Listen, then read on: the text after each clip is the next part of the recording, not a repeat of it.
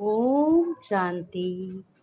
आइए सुनते हैं 9 जून 2025 की प्यारे प्यारे मीठे मीठे शिव बाबा की ज्ञान मुरली और ईश्वरीय महावाक्य। आज स्वयं परमपिता परमात्मा भगवान निराकार शिव बाबा ने कहा, मेरे मीठे बच्चे, तुम श्रेष्ठ बन रहे हो। इस बात की मुझे बहुत खुशी है बच्चों। तुम हर कर्म में सफलता को प्राप्त करो। इससे बड़ा मुझे आनंद कभी नहीं हो सकता। जब हमारे बच्चे हर कर्म में सफलता को प्राप्त करते हैं तो मुझे बहुत खुशी होती है। भगवान कहते हैं बच्चों से और भक्तों से भी कहते हैं। फिर कहा, मेरे मीठे बच्चे, तुम जानते हो सारे विश्व पर शांति का राज स्थापन करने वाले बाप के क्या हो? तुम बाप स्वयं भगवान के मददगार हो। मेरे प्यारे बच्चों, मीठे बच्चों और मेरे भक्तों, तुम मेरे मददगार हो। क्यों मददगार हो? अब ये भी सुन लो क्यों मददगार हो। क्योंकि तुम ही हमारा परिचय बताते हो और तुम ही हमारी राय से चलते हो। तुम ही हमारे महावाक्य सुन करके तुम श्रेष्ठ कर्म करते हो, औरों को भी सुखी बनाते हो। सबसे ज़्यादा तो तुम अपने परम पिता बाप को, सत्य बाप को सुखी बनाते हो। फिर अपने जो जिस्मानी बाप है उसको सुखी बनाते हो। तो भगवान ने कहा, बच्चों, अभी तुम्हारे सामने सुख शांति की दुनिया है। क्यों है? क्योंकि तुम शांति सागर के बच्चे हो ना। तुम्हारा बाप स्वयं परम पिता परमात्मा जो निराकार शिव बाबा भगवान है, उसके शांति देने वाला है। शांति के सागर के है वो, आनंद के सागर है, सुख का सागर है। तो तुम्हारे सामने तो शांति की दुनिया अपार है। तुम्हारे पास अपार शक्ति है और तुम्हारे पास अपार धन भी है। अगर नहीं धन है फिर भी बहुत धन होगा तुम्हारे पास, क्योंकि तुम भगवान के बच्चे हो, ईश्वर की संतान हो। इससे बड़ा कोई भी पुण्य नहीं हो सकता जो तुम इतने प्यार से ज्ञान अमृत पीते हो और पी करके तुम बहुत श्रेष्ठ बनते हो। भगवान प्रश्न पूछ रहे हैं, कह रहे हैं कि बच्चों, बाप बच्चों के लिए बताओ किस लिए पढ़ाते हैं। अपने बच्चों को बाप पढ़ाते हैं तो किस लिए पढ़ाते हैं।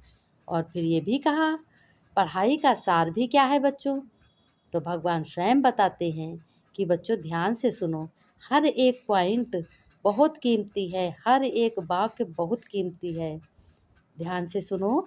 बाप अपने बच्चों को स्वर्ग का क्या बनाता है? राजा बनाता है। विश्व का मालिक बनाने के लिए क्या करते हैं? अपने बच्चों को पढ़ाते हैं। और फिर क्या कहते हैं भगवान? फिर सत्य बाप परमपिता कहते हैं, बच्चे, तुम ही मेरे सच्चे हो। तुम ही मेरे सच्चे हो। बच्चे, पढ़ाई का सार है दुनिया की सब बातों को पढ़ाई का सार है कि दुनिया की सब बातों को भूलते जाओ, छोड़ दो। ऐसे कभी नहीं समझो हमारे पास करोड़ हैं या लाख हैं और कुछ नहीं है, ये भी मत समझो। कुछ भी हाथ में नहीं आएगा, इसलिए अच्छी रीत पुरुषार्थ करो, पढ़ाई पर ध्यान दो, क्योंकि ये अविनाशी पढ़ाई है, तुम्हारे 21 जन्म के लिए बच्चों है। भगवान कह रहे हैं, बच्चों और भक्तों प्यारे, तुम्हारी ये पढ़ाई 21 जन्मों के लिए है। ये तुम्हारे काम बहुत आएगी। आजकल जो वर्तमान में पढ़ाई पढ़ते हो, एमए की, बीए की, बीएससी की, एमएससी की, वो एक ही जन्म के लिए है। लेकिन ये जो पढ़ाई है ज्ञान मुरली, ये जो अविनाशी पढ़ाई है, ये तुम्हारी 21 जन्म तक चलेगी। भगवान स्वयं अपने बच्चों से कह रहे हैं कि बच्चों, गीत में भी वह है कि आखिर वह दिन आया आज। कौन सा दिन आया? जब भगवान और बच्चों को भगवान मिला और भगवान को बच्चे मिले। तो वो दिन आज आ गया है इस संगम युग पर। कलयुग में थोड़ी है। कलयुग में तो कोई किसी का नहीं है, सब मतलब के हैं। भगवान ने कहा, ओम शांति बच्चों। बच्चों ने गीत सुना, आखिर विश्व पर शांति का समय आया है। सब कहते भी हैं बच्चों कि विश्व में कैसे शांति हो। फिर जो ठीक राय देते हैं उन्हों को क्या उनकी बहुत महिमा होती है। नेहरू भी राय देते हैं, शांति तो हुई नहीं है, सिर्फ राय देकर गए। अभी तुम बच्चों की बुद्धि में है कि कोई सारे विश्व भर में सुख शांति स्थापन हो रहा है। अपनी उन्नति के लिए बच्चों तुम्हें बहुत श्रेष्ठ बाप की याद में सैर करनी है। तुम छतों पर व बाहर ठंडी हवा में चले जाओ, वहाँ बैठे बैठे हवा भी लो और भगवान की मुरली के जो भी पॉइंट हैं मन में अपने संकल्प करो, मन में उच्चारण करो, मन से बातें करो। यहाँ ही आकर बैठना कोई ज़रूरी नहीं है कि तुम एकांत में कहीं बैठो, कहीं भी चलते फिरते भगवान की याद कर सकते हो। सवेरे के टाइम कोई डर आदि की बात नहीं होती, इसलिए सुबह का समय बहुत अच्छा होता। बाहर में जाकर पैदल करो, आपस में यही बातें करते रहो। देखें कौन बाबा को जास्ती याद करते, आपस में सब लोग होते हो मित्र संबंधी घर में, तो वैसे बोलो देखे कौन सबसे ज़्यादा बाबा की याद करता है। फिर बिताना चाहते समय हमने याद किया, क्या याद किया, बाकी समय हमारी बुद्धि कहाँ गई, कहाँ बुद्धि चलायमान हो गई। कहा जाता है 1-2 में उन्नति को पाना है। तो बच्चों, प्यारे बच्चों, नोट करो कितना समय बाप को याद किया, भगवान को याद किया, अपने परम पिता निराकार शिव बाबा को याद किया। बाबा की जो प्रैक्टिस है वह बतलाते हैं। याद में तुम बच्चे 1 घंटा पैदल करो तो भी टांगे थकेंगी नहीं। भगवान की याद में इतना आनंद ही है, याद से तुम्हारे लिए सब पाप भी कट जाएंगे। चक्र को तो तुम जानते हो, रात दिन तुम्हें को यही बुद्धि में है कि पुरुषार्थ करते हो, लेकिन कलयुगी मनुष्यों को जरा भी पता नहीं है मुक्ति के लिए कितनी भक्ति करते हैं। अनेक मतें हैं, कहीं खुश हो जाते हैं, कहीं रुष्ट हो जाते हैं, कहीं किसी की बुद्धि में चलायमान होती है, गलत बातें सोचने लगते हैं, कहीं तो बहुत खुरापात करते हैं। बाबा ने कहा अनेक मतें हैं। तुम ब्राह्मणों के एक ही मत है, जो ब्राह्मण बनते हैं उन सब की है सिरी मत।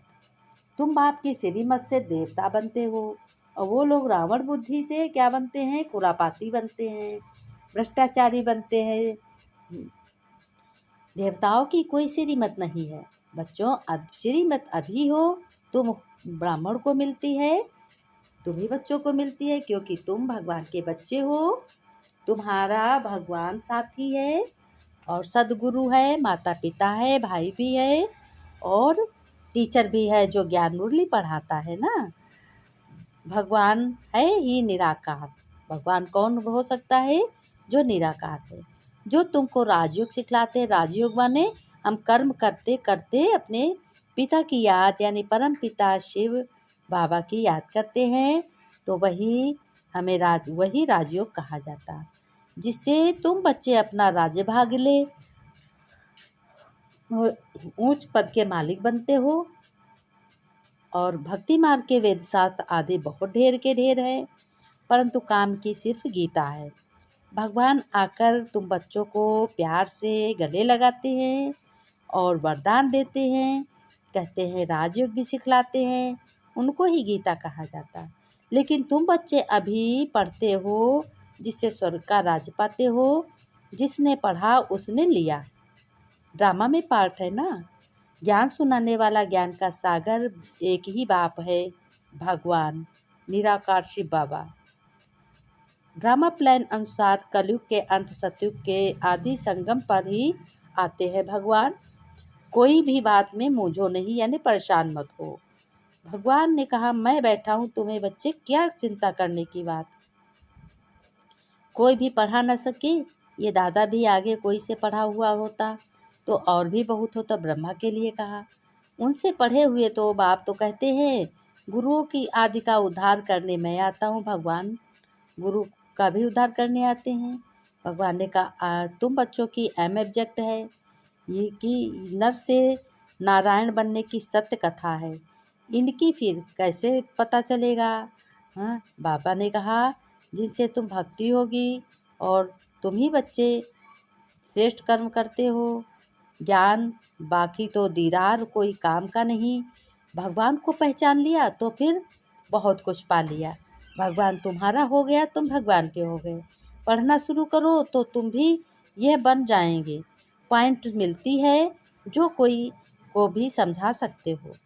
बहुत अच्छा, बहुत मिठास से समझाओ। शिव बाबा जो पतित पावन है, कहते हैं मुझे याद करो। करो तो पावन बन जाओगे बच्चों, मालिक भी बन जाओगे, मालदार भी बन जाओगे। युक्ति से सबको समझाना है।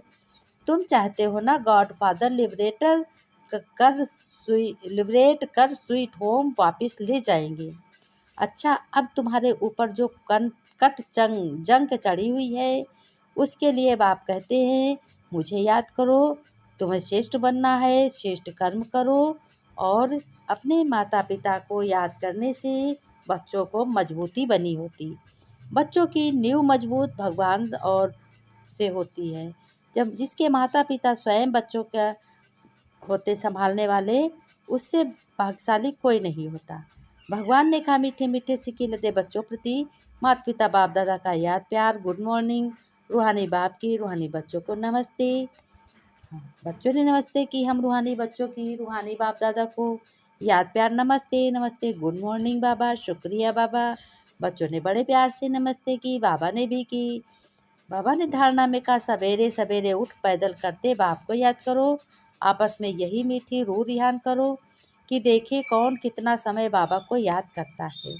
फिर अपना अनुभव एक दूसरे को सुनाओ, एक दूसरे को अनुभव सुनाओ।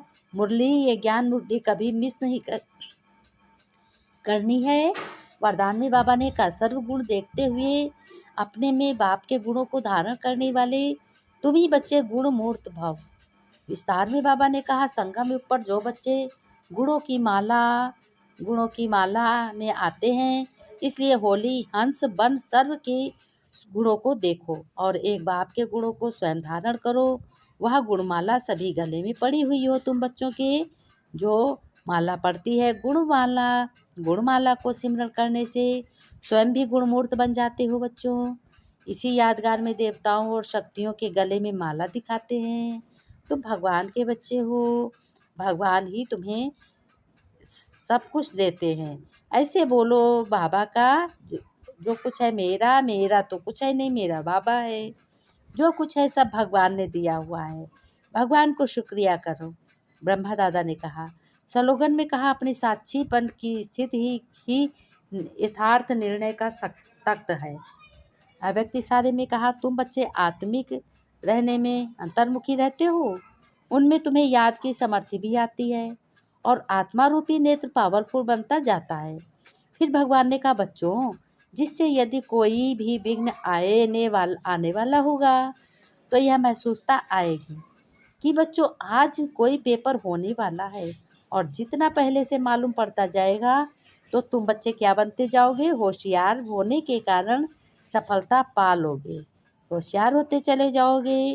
भगवान ने कहा तुमसे ज़्यादा कोई शक्तिशाली नहीं है क्योंकि तुम भगवान के बच्चे हो।